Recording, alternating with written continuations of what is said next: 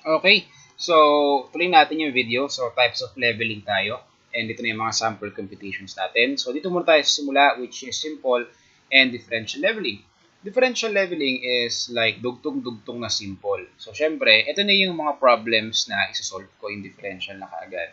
Yung simple, ipapaliwanag lang natin yan para pag nag-differential tayo, hindi kayo dito. Okay. So, dyan tayo sa... Oh, sorry. Differential leveling. Sample problem na pala agad. Paliwanag muna natin. Okay. So, let's say meron tayong nakaset up na level dito sa gitna.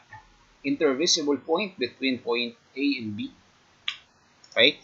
Then, alam mo yung elevation A, which is, let's say, yun yung benchmark na ginamit natin. Okay.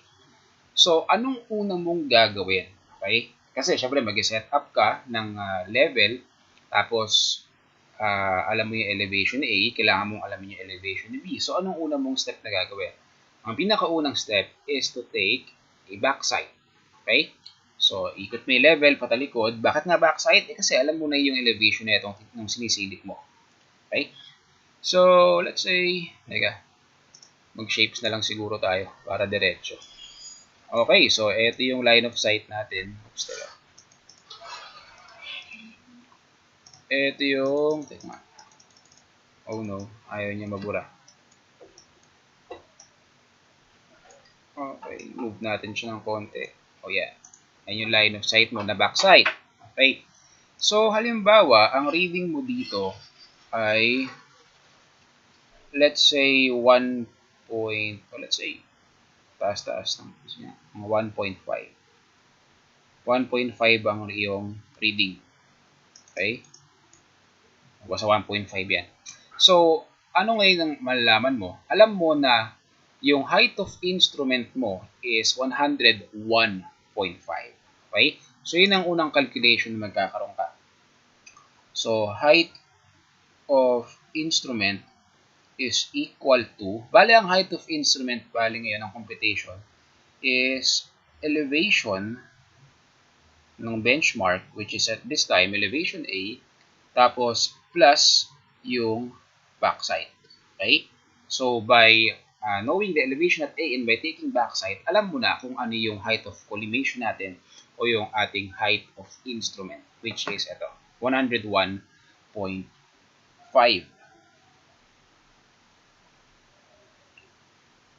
Okay, that's our height of instrument.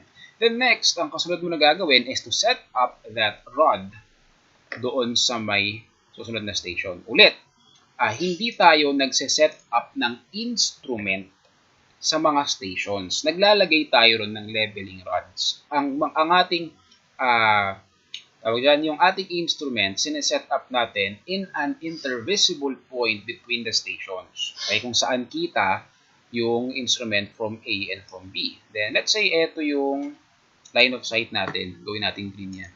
Yan. Yan yung ating line of sight na hindi pantay. Okay. Okay na siguro yan. Okay. So, yung line of sight natin, nung sumilip ka dun sa may point B, let's say, nasilip mo dun sa leveling radius, maliit lang, siguro mga 0.10 meter. Okay? So, ano bali yung elevation ni B? So, yung elevation ni B is yung height of instrument minus yung foresight, which is yung 0.10. So, bali ang elevation ni B ay 101.5 minus 0.10, that's 101.40. Okay? So, ganun lang. Ganun lang kadali ang simple leveling. You find the benchmark and you find the other point na gusto mong sukatin, set up the instrument in between those points, take a backside, find the height of instrument or height of collimation, and take a foresight, then read the leveling rod doon sa may unknown point, then subtract that foresight doon sa height of instrument. Then, meron ka ng elevation nung point B. Yan yung sagot mo. Kung meron tayong simple leveling na problem, yan na yun. Okay. So, doon tayo papasok sa differential leveling. Paano kapag hindi pwedeng i-survey, paano kapag hindi pwedeng isang surveyan lang? Okay? Halimbawa ganito. Halimbawa, ganito yung terrain natin. Let's say ganyan, kalalim. Okay? Tapos, copy natin tong pasaway. Kopyahin natin yung kasama. Okay, so we have this level. Okay, sinet up natin dyan yung level. Okay, let's say, alam natin, ito ang benchmark natin. Let's say na andito yung benchmark na andyan. Okay? Then, ayun, ganun din, mag-set up ka ng leveling rod dyan. Okay, then, you take your backside. Tapos, lilipat ka ng point. Let's say, ito yung gusto mong sukatin. Okay? Yan. Sir, intervisible yung level between point A, which is our benchmark, and our point B, which is yung ating point na kailangang sukatin. Ang una-una mong kailangang hanapin para masagawa yan na simple leveling lang, dapat meron kang rod na ganito kataas. Okay? Yan. Yan ang una mong problema dyan. Wala.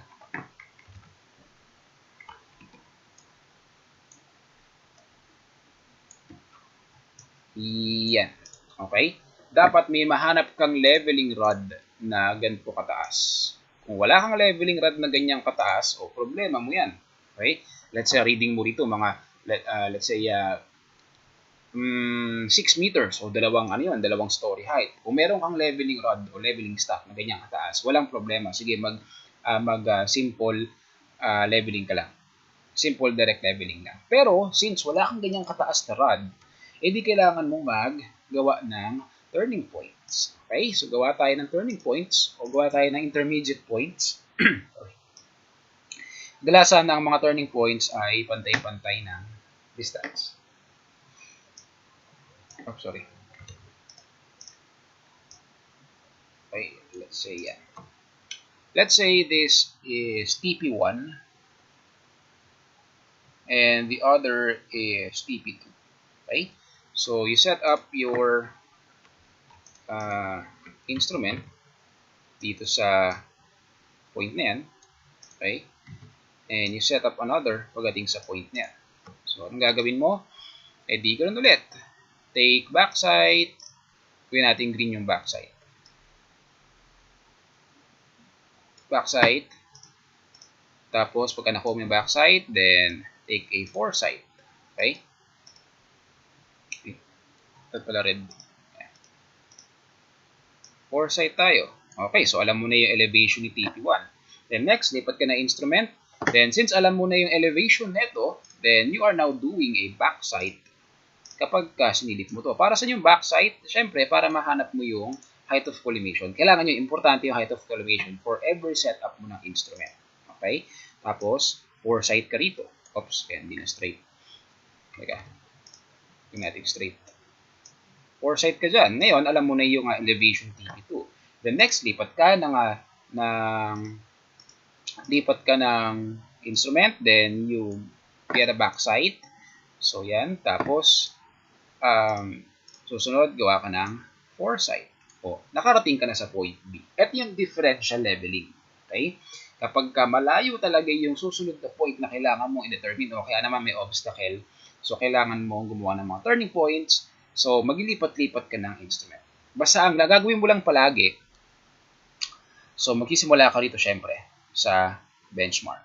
Okay? Benchmark, tapos plus 4 o plus backside, gawin natin green, plus backside. Okay? Tapos, oops, wait lang.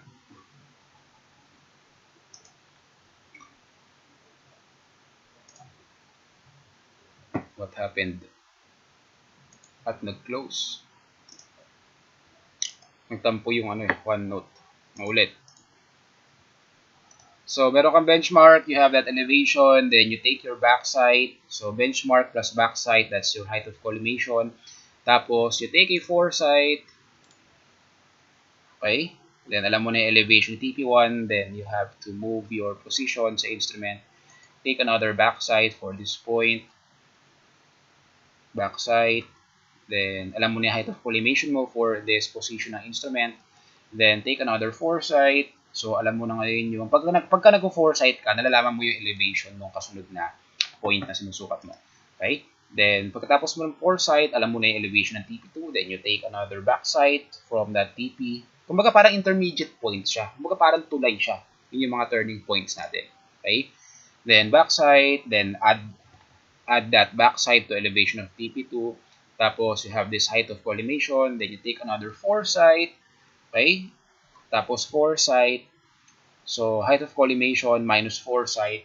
Then, makakarating ka na sa destination mo, which is point B. Okay? So, ganun lang kasimple. Wala kang formulang kakabisaduhin, kundi kailangan maintindihan mo lang kung ano yung backside, alin yung foresight, at alin yung height of instrument or height of collimation. Okay? So, ganun lang kasimple. Ay, nawala yung level dito. Okay? So, you have benchmark, you have take backsides, mo yun, you have your horizontal line, take foresights, minus mo yun, then makakarating ka na sa destination mo. Okay? Napakadali. Ngayon, ang susunod mong gagawin is masanay na gumawa ng survey notes or survey table. Okay? So, meron tayong sample problems dito. Okay. Example 1, differential leveling. This is a simple leveling. Okay? From the given data of a differential leveling as shown in the elevation, so as shown, station 1 is the benchmark. Why? Kasi alam mo yung elevation niya. Okay. And when you know the elevation, ibig sabihin, alam mo yung, yun yung unang-una mong iba-backside. Tandaan mo, benchmark ang pinakaunang-una mong binabackside. Okay? Yung mga stations na to, walang binanggit kung turning points ba siya or another benchmark pa. Walang binanggit eh. Kasi these stations could either be turning points or another or intermediate points lang or pwedeng benchmarks na iba. Okay? Anyway, ito yung data ang binigay sa atin. Okay? At ang hinahanap natin is elevation of station 7 and difference in elevation of station 7 and station 5 and difference in elevation of station 7 and station 4, then elevation of station 3. Ilang. Okay? So, pagka may table kang ganito, snipping tool na lang natin. Wait lang. Ayan. Paste natin dun sa ating whiteboard. Ayan.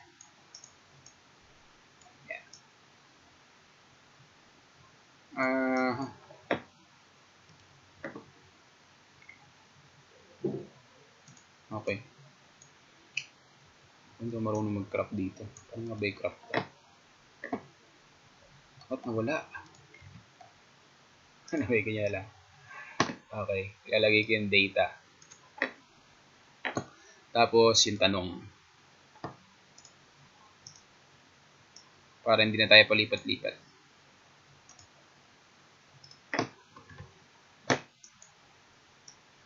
Litan na lang. Okay. So, ito yung problem natin. So, yan. Okay na siguro yan. Teka, litan na natin ito siguro para marami tayong space.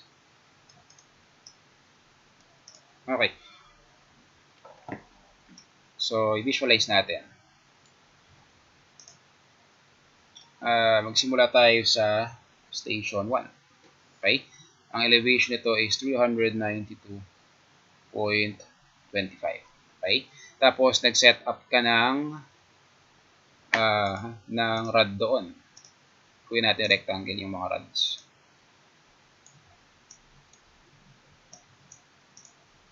Okay.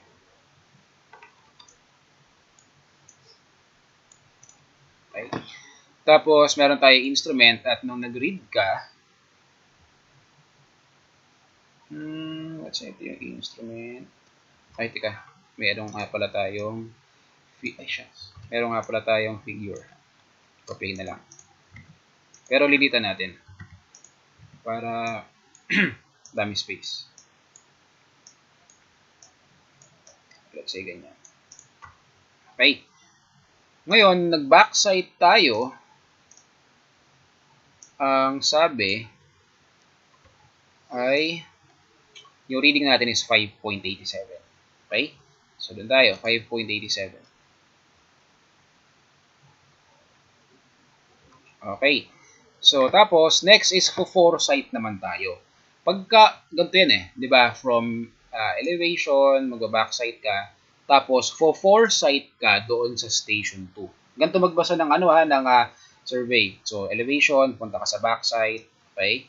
Tapos, pupunta ka sa foresight. Pero, kailangan ay alam mo yung height of collimation mo. Siguro magdagdag tayo ng table. Oops. Magdagdag tayo. Usog natin to. Magdagdag tayo ng table kasi walang height of collimation. CHI. Okay. So, ang height of collimation natin o ang height of line of sight natin dito sa unang setup ng instrument is 392.25. Sorry, wala pala akong calcu. Sandali lang. Okay. Ang ating height of collimation sa unang setup ay 392.25. Tapos add mo yung backside. Tanda mo kapag ka backside, yun ay palaging add. Okay, so ang height of collimation natin, o ang height of instrument natin at the first setup is 398.12.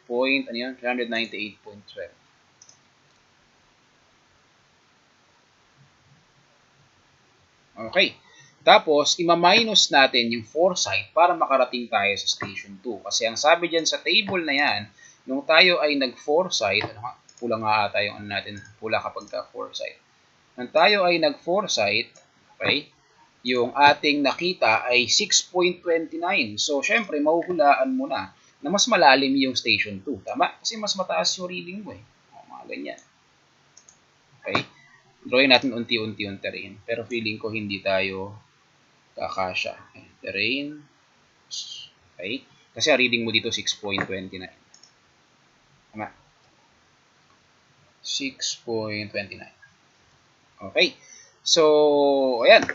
298.12 minus 6.29. So, bali ang elevation ni station 2 ay, ang gagawin mo? Bali ma-minus mo yung 6.29. Tama? So, minus 6.29. Ganun lang yan eh. Plus backside, minus foresight, tapos plus backside ulit. Ulit-ulit lang. So, this is 391.83. Wala block yun. Okay. So, syempre, ngayon, change position. Oops. Wala ang daming kasama. Ito na nga lang ulit. Okay, so change position tayo. Hirap ng ganda. Okay, so, oops. Ayaw niyang malis. Okay. Ito yung terrain. Tapos, nung tayo ay nag-backside, ang reading mo ay 3. Ang reading mo ay 7.03. So, malamang, mas mataas tong point na to. Tama? Kasi kung 7.03 yan, nandito yan banda. Taas nga natin. Oops. Mga ganito yan. Okay, so dito yung instrument natin. Inaayon ko lang dun sa sa data. Para syempre mas maintindihan. Parang unrealistic naman kung mas malaki yung 6.29 sa tayo umakit. Sorry. Sige, okay na. Burahin natin. 6.29. Hala, help.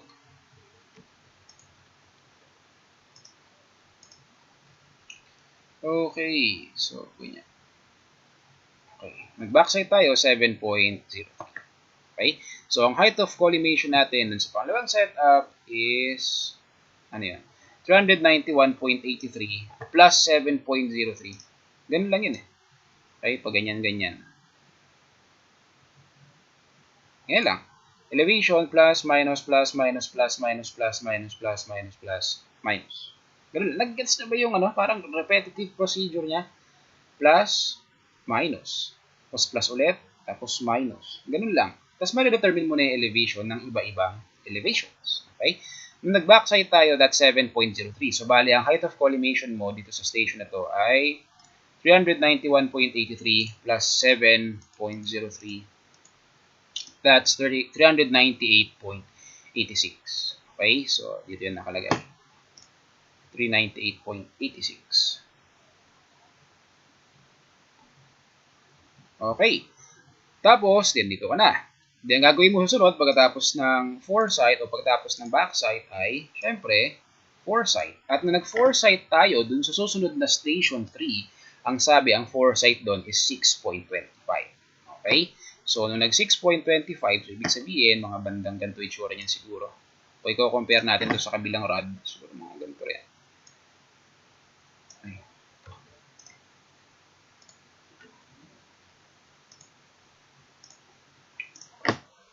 Ganito rin. Yan. Halos pantay lang bali. Okay? So, ganyan. So, bali, ang itsura ng terrain mo ay parang ganito. Yan. Okay, iba-iba na kulay. Basta ang foresight mo doon ay 6.25. So, kung ang height mo rito, itong height of collimation mo at the second setup is 309.86. Okay? Tapos, bababa ka ng 6.25. So, bali, ang elevation ni station 3 ay, ilan yun? So, minus foresight na 6.25. That is 392.61. And, yun yung elevation ni station 3. 0.61. Okay? And the process goes on. Pagka naka-foresight ka na, lipat ka na ng setup ng instrument. Okay? And i-add mo na naman yung backside, which is 3.48. Pagka na-add mo yung backside, ang elevation mo o ang height of collimation mo dun sa pangatlong setup ay plus 3.48. So that's 396.09. Tama? Yun. Bablock ko na lahat ha. 396.09. Okay? Pagka nakuha mo na yung height of collimation, dahil in-add mo to, ima-minus mo naman yung foresight para makuha yung elevation ng kasunod na station. So that's 389.01. Okay? Okay. Tapos, nakuha mo na yung elevation, anong gagawin mo sa sunod? Backside ka naman dun sa station na yun. Okay? So, backside sa station 4, that's 7.25. Okay? So, that's 396.26. Yun yung height of collimation mo naman doon sa pang-apat na setup. Okay? Tapos, next ay di naka-setup ka na. Okay? Naka-backside ka na. Pa-foresight ka na ulit dun sa susunod na station, which is minus 5.57. Okay? So, minus 5.57, 390.69. Okay? Yung elevation nung station 5. Okay? Naka-foresight ka na, lipat ka na ng station, backside ka naman sa station 5 ulit. So, 10.19 plus 10.19. Napansin nyo, sa bawat row, ang unang ginagamit is yung backside. Yung foresight. So, elevation, backside plus minus foresight, plus backside minus foresight, plus backside minus foresight. Okay? So, yan. Plus 10.19, bali ang height of collimation natin sa pangatlong setup, sa panglimang setup is 400.88.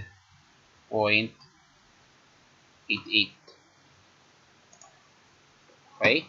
So, yan.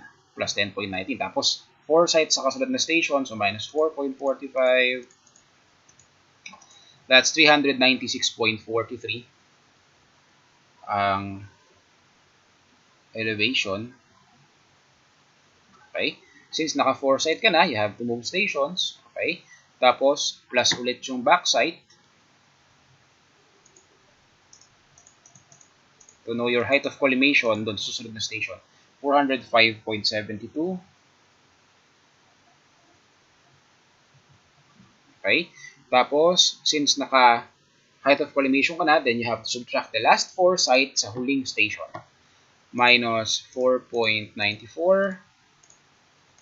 Then, ang pinakahuling station natin is 400.88. 400.78 ang elevation. Okay? Gawin natin pula. Kasi ito yung final answer. 400.78. I mean, ito yung final na elevation ng pinakahuli. Okay? So, ayan. Ganyan ang pagbasa ng table. Unang benchmark, elevation muna, plus backside, minus foresight, plus backside, minus foresight. Ngayon, kung gusto mong direktang kunin yung elevation from station 1 to station 7, halimbawa, let's say this is benchmark, let's say this is BM1. Okay?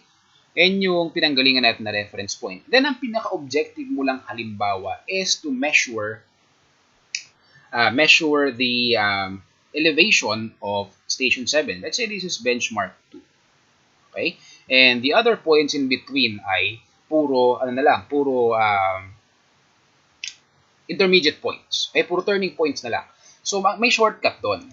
Ang gawin mo, pagplasin mo lahat ng backside o elevation muna, 392.25, tapos i-add mo lahat ng backside from station 1 to station 6. Okay? So, that's, ito, i-add natin to.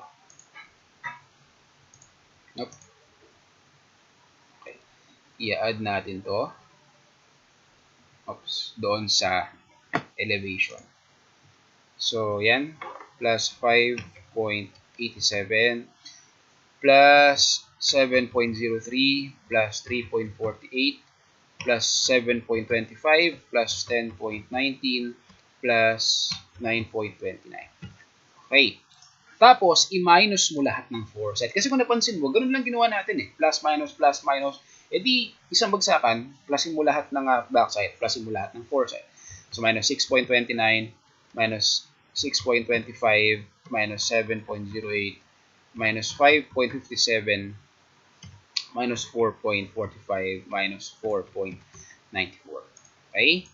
Then, ang elevation natin is, what happened? Ay, dat pala wala ng parenthesis, sorry. Dat pala pinag-plus ko lahat dun sa ano.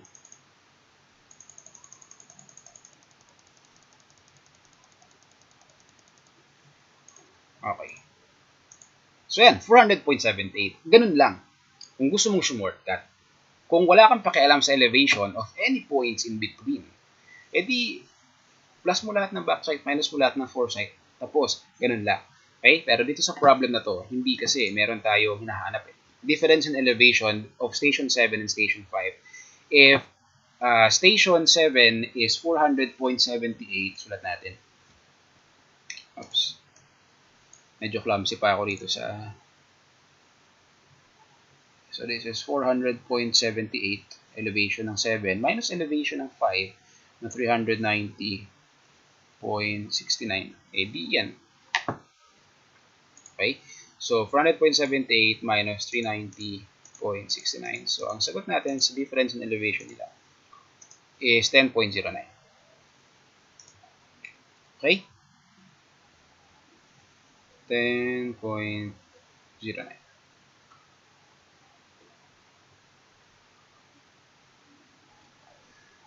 Okay. Tapos,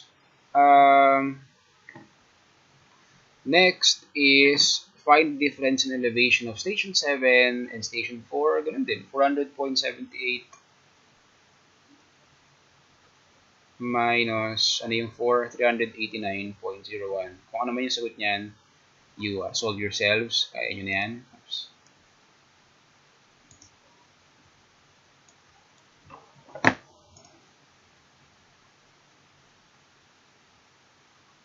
Okay. Tapos, elevation of station 3, ito, 392.61. Okay, kung gusto mo ng shortcut, edi, from elevation 1, that's 392.25, plus mo yung backside from station 1 to 2. Ito lang. Hindi kasama yung backside dito. Okay? So, tingnan nyo yung pattern. So, plus 5.87 plus 7.03. Okay? Tapos, minus lahat ng foresight from ito. Okay? Plus ito, minus ito. 6.29 minus 6.25. And that's your elevation sa 0.3. 392.61. So, ganun lang. You can skip solving for other elevations na hindi mo kailangan. Okay? Kasi parang naging tulay lang naman to itong mga intermediate points. So, that is our first example dito sa differential leveling. Kung papansinin nyo, napakadali na concept. Iintindihin nyo lang. Okay? Kung ayaw nyo maligaw sa paggamit ng table, although parang zigzag lang naman ng paggamit yan, edi drawing mo kada station. Parang ganito. Hindi ko na lang tinuloy kasi matagal eh. Okay? Paulit-ulit na naman eh. Backside, foresight, lipat. Backside, foresight, lipat. Ganun lang. Ganda sana yan kung meron kayong actual sa PUP. Next example. Okay? Differential leveling with turning points. Okay? Actually, parang ganun dito eh. In the plan below, shows a differential leveling from benchmark to another benchmark, then along each line represents a site in the axle rod reading. The direction of the fieldwork is indicated by the number of turning points. Okay? So, ito, ang pinaka-concern mo lang ay itong benchmark 1 at saka yung benchmark 2. Eh, sir, bakit umikot? Ba't umikot to? Ayun, bakit siya umikot? Pagka umiikot kasi, gumagawa tayo ng checking. Pagka ganyan, backside, total of backside minus total of foresight dapat 0. Okay? Kayong kanina kasi hindi bumalik eh. Pero dapat, kapag gumagawa kayo ng traversing, dapat, yan, iniikot nyo yun. Okay, so let's proceed to this example 2.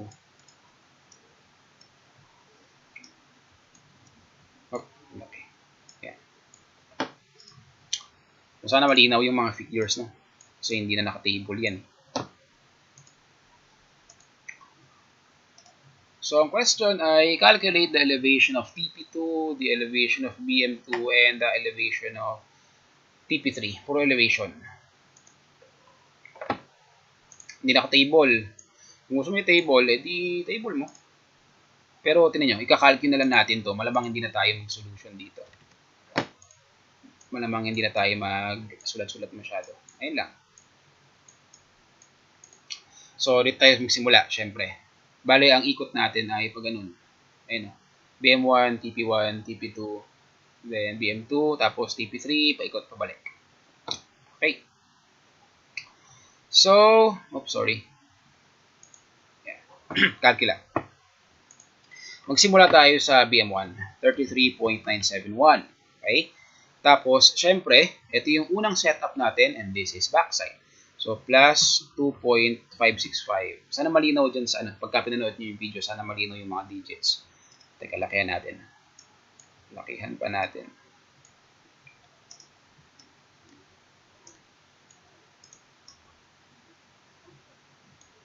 Ayan, okay na siguro yan. Okay. So, 33.971 plus 2.565, tapos sa foresight ka, minus 5.9, 5.821. So, makakarating ka doon sa TP1. Eh, wala naman tayong pakialam dyan eh. Kaya, huwag mo nating equal sign. Tapos, lipat ka ng station. Tapos, add mo ulit yung backside. Plus 10.875. Tama. Tapos, minus mo yung foresight. Minus 1.946. So, saan nga magiging sagot mo? Eh, di yung elevation ni TP2, diba? Ganun lang. So, ang elevation ni TP2 ay 39.644. Sulat natin yan.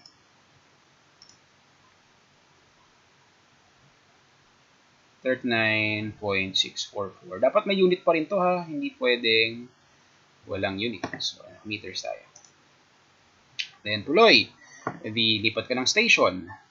Plus, backside ulit, 7.035. Tapos, minus foresight, 5.741, eh di nakarating ka na sa benchmark 2. That's 40.938. So, yun ang elevation ni benchmark 2. 40.938 meters. Okay. So, tuloy. Tapos, so, lipat. Okay. Backside sa BM2. So, plus 3.560. Tapos, minus foresight, which is 9.736. Okay? Then you have the elevation of TP3. That's 34.762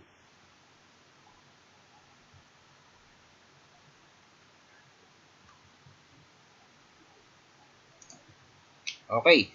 So, tapos, syempre, tapos ka na maka foresight, lipat ka na ng station. So, plus ulit yung backsight, 7.186 minus yung foresight na 7.977, then you have your elevation na 0.1, which is bumalik sa 33.971. Okay? So, ganun lang. Ganun lang ang pag-compute natin ng ganun lang. Masanay lang kayo sa 4 plus backsight minus foresight.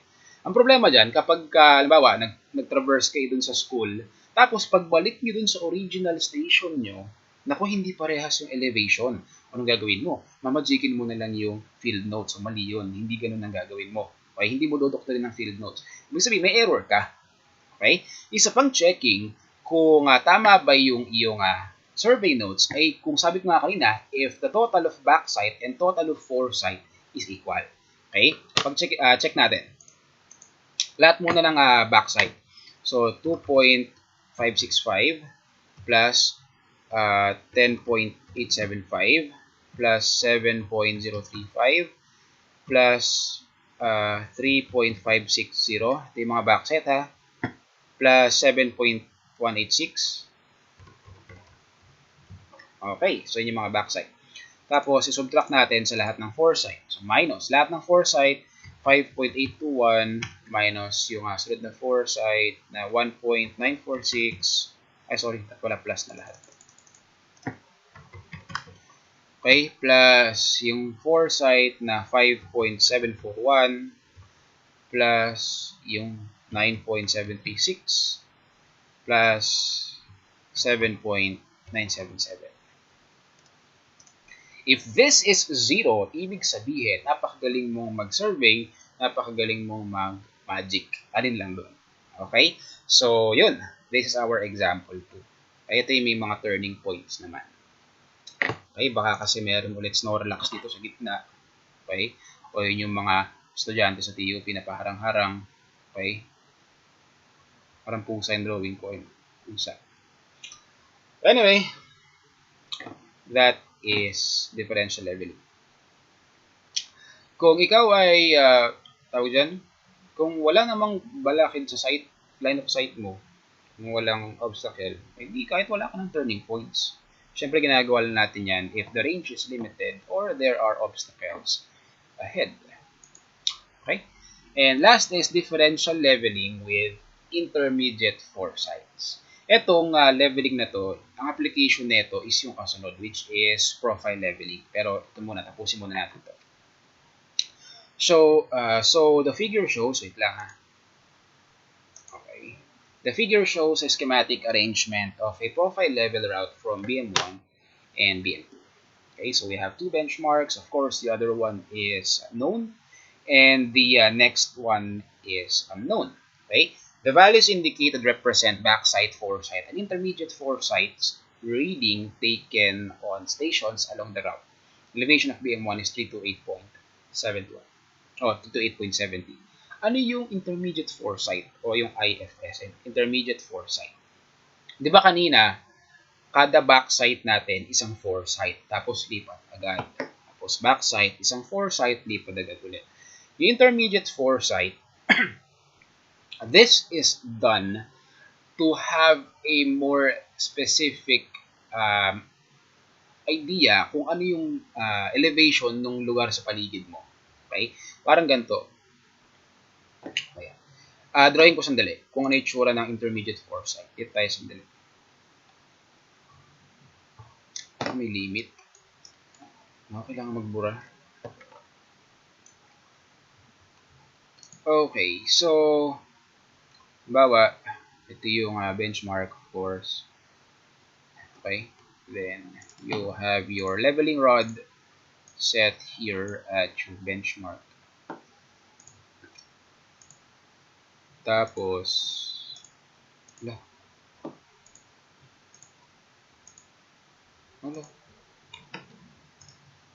tapos, dito yung instrument mo. Siyempre, backsight ka, di ba? Backsight. Okay, isang backsight. Tapos, madami kang foresights. Okay? Ano naman ang ano nun? Ano ang kagandahan nun? Eh di sa isang, kasi pagka nag-foresight ka, ibig sabihin may nalalaman ka ng elevation. Eh di ibig sabihin, isang setup ng instrument, nakakarami ka ng elevation na naoobserbahan. Okay? Ganun yun. Yun yung may mga intermediate foresight. Para saan yun? Okay? Para saan yung maraming foresight? Anong sense nun? Ginagawa mo yun kapag gusto mong i-trace yung profile ng kalsada. Ulitin na. Medyo mag-introduce tayo sa mag-introduce na tayo sa profile leveling. Kasi halimbawa, this is a rough road. Okay? Wala pang concrete or asphalt. Eh, syempre, lubak-lubak pa yan. Kung kukunin mo yung yung profile niyan ng lupa na yan, pag sinabi mong profile, ibig sabihin, parang magpapas ka ng cutting plane dito sa gitna to observe the elevations of the road. Okay? Kasi para sa naman yun? Halimbawa, di nag-survey ka ng ganyan, nalaman mo yung mga elevation. Kasi nagawa yan at let's say, every 10 meters or every 5 meters, ganun. Para malaman yung itsura ng road. Halimbawa, sa kaka-intermediate foresight mo, nabuo mo yung profile ng road na ganito pala yung itsura. Okay, let's say, ganyan ang itsura. Okay? So, yan, nabuo mo kasi marami kang intermediate foresights at marami kang stations. Bawaganti yung itsura ng road. At ang proposed road ay let's say ito ang elevation ng proposed road. Okay? So yan. So ano ngayon ng conclusion mo diyan? Ibig sabihin, etong point na to, this is a cut section. Okay? Ibig sabihin, tatapyasan mo ng lupa diyan. Tapos itong lubak na to, you have to fill that section. Okay? May ituturo to sa route surveying course to eh. This is not part of elementary surveying. Okay? Then, this is a cut section, this is a fill section, this is a cut section. So, yun ang purpose ng profile leveling, lalo sa kalsada. Para malaman mo kung alin ang tatambakan, alin ang tatapyasan. Okay? So, din yung, kaya tayo nag-intermediate foresights. Para obserbahan yung elevations, yung profile ng lugar sa paligid mo. Okay? So, sorry. Ayan. Ito ang daming foresight. Ito yung instrument, unang setup. Okay? Ito yung path niya eh. Teka, i-ano natin. Tawag dyan. Snip ulit natin.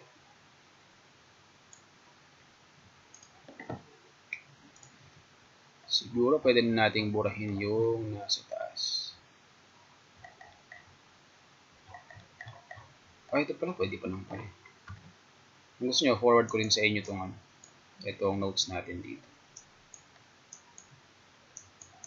Okay.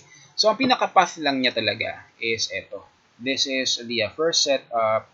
Okay. Sa base station 1. Ito yung benchmark. Okay. Then, ang required lang talaga, kung ang purpose mo lang is to determine the difference in elevation, hindi mo kailangan ng mga intermediate foresights. Dito ka lang sa sa mismong daan. Backside, you have to do backside, then you have to do foresight on your next turning point, then switch ka ng pwesto, then you have to backside ulit, backside, tapos foresight, then move forward, okay? Then set up ka rito ulit, then take backsides, then take foresights, then alam mo na yung elevation ni benchmark 2. Kung ang purpose mo lang is to determine the elevations of the benchmarks or of the turning points, ganyan ang gagawin mo. Hindi mo napapansin yung ibang intermediate foresights. Kasi pag nag-foresight ka, tandaan mo, nalalaman mo yung elevation nito, saka nito. Same dito, pagka nag-intermediate foresight ka, nalalaman mo yung mga elevation niya. So, anong mapapala mo dyan? Naobserbahan mo kung ano yung itsura ng lugar na to. May lubak ba? Mataas ba? Okay? So, yun. Kaya ako nag-intermediate foresight. Okay? So, teka. Burahin natin yung mga nilagay natin so we can have the figure clean. Okay. Ang sabi yan, 328.70. Ang mga tanong sa atin ay ito. Ay, walang tanong. Walang tanong nga. Wait lang. Wait. Okay, balik tayo. Ayan. Ayun yung question natin. So, snip na lang natin. Tapos, i-paste na lang natin sa OneNote.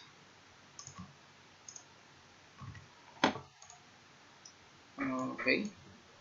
Siguro hindi ko na rin to masyado. Pindutin na natin sa calcio, kaya naman yan eh. So, kung ang hanap lang natin ay elevation sa station 5 and station 9. So, ito yun.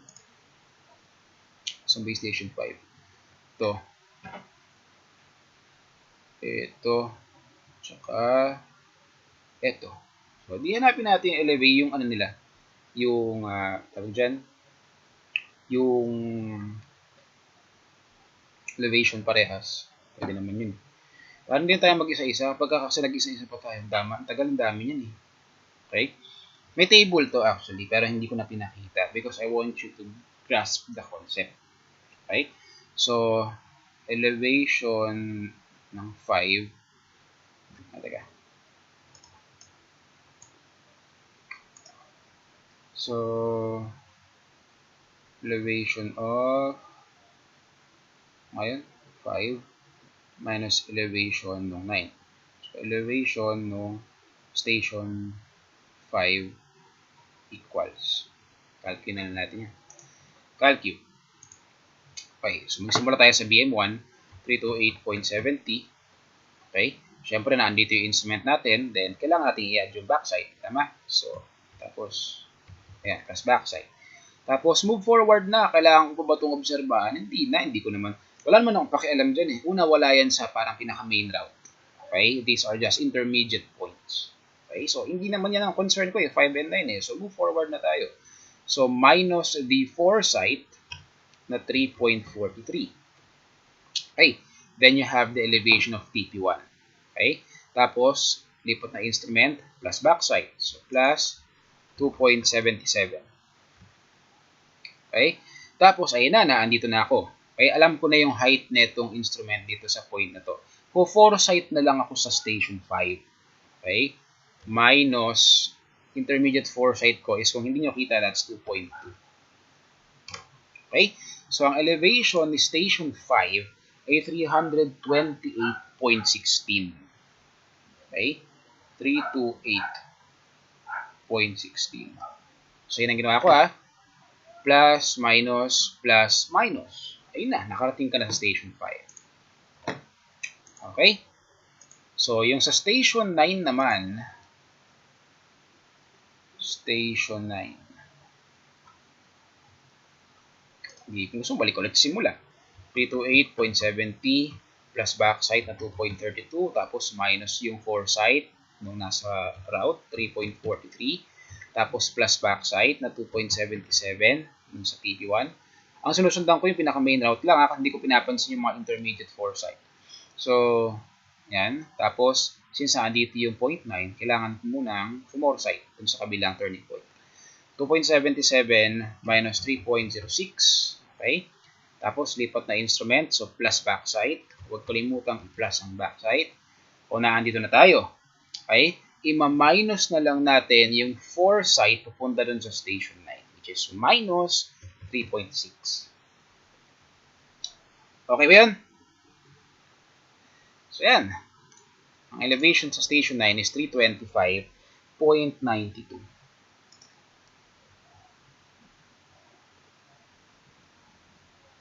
Okay? So, ang difference nila, kung ano man ang maging difference niyan, 328.16 minus 325.92. That is 2.24. So, yun ang sagot natin dito. 2.24 meters. Okay? Elevation of TP2, parang nadaanan natin kanina yan. No, kung nalimutan mo na kung paano, tag dyan. Main route ulit. Kasi itong TP2 tsaka BM2 nasa main route naman yan. Okay, so hindi natin papansinin lahat na intermediate foresights. Okay, so BM1, we have 328.70 plus 2.32 minus 3.43 plus 2.77 minus 3.06. Sana nasundan niyo ako ha. Plus 232 minus 3.43 plus 2.77 minus 3.06 plus 2.22. Ay, sorry. Nasa TP2 na pala tayo. Ito. minus 3.06, nandiyan na tayo sa TP2. Turning point 2, ang elevation is 327.30.